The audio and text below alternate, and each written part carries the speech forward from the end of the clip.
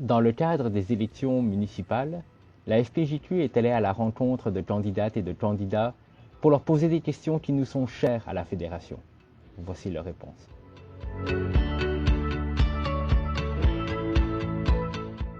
Quelle est l'importance que vous accordez au journalisme local? Les gagnants à diffuser le plus d'informations possible et tous les médias du même coup ont leur clientèle. Il y a des citoyens qui vont s'attarder justement avec le petit journal de quartier qui va traîner sur la table pendant une semaine, mais qui vont prendre une semaine à lire, mais qui vont lire au complet, et qui pour eux, c'est leur média, c'est leur façon de se renseigner dans leur quartier, dans leur ville. Garder les journalistes locaux puis hyper locaux, c'est le même niveau que les journalistes plus globaux, plus nationaux, parce que on ne peut pas juste favoriser les gros médias et oublier de donner des informations, des scoops aux plus petits parce que ça va nuire à la démocratie si on ne favorise pas le plus locaux qui nous affecte le plus. Bien, le journalisme local, il est essentiel parce que c'est ce qui fait que les gens s'intéressent à la politique municipale.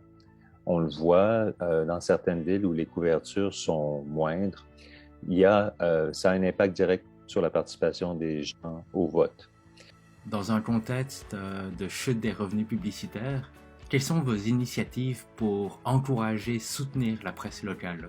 De revoir les partenariats financiers avec les médias locaux, je pense que ça c'est important, de les mettre davantage de l'avant justement dans le partage de contenu et les communications avec la population, mais également se faire les porte-voix aussi auprès des gouvernements supérieurs. On peut faire des interventions auprès du gouvernement du Québec et même du palier fédéral pour soutenir justement la presse écrite. Parce que si on pense qu'on va maintenir une presse écrite de qualité uniquement par les bailleurs de fonds locaux, on se trompe. Malheureusement, ce ne sont que les grands qui vont survivre et les plus petits ne survivront pas. Nous, on a maintenu l'apparition des avis publics dans les journaux. On aurait pu les placer sur des plateformes, on le sait, ça aurait été plus économique, mais pour nous, il y avait quand même un enjeu majeur. C'est sûr qu'un levier que les villes nous avons, c'est de poursuivre la publicité dans les médias traditionnels. Donc, c'est quelque chose qu'on fait à Laval. On maintient le budget publicitaire, que ce soit pour les appels d'offres publics, pour des annonces plus générales de la ville, parce que c'est une source de revenus des médias. Mais je pense qu'on est aussi rendu à un point où il faut aller plus loin, il faut se poser des questions.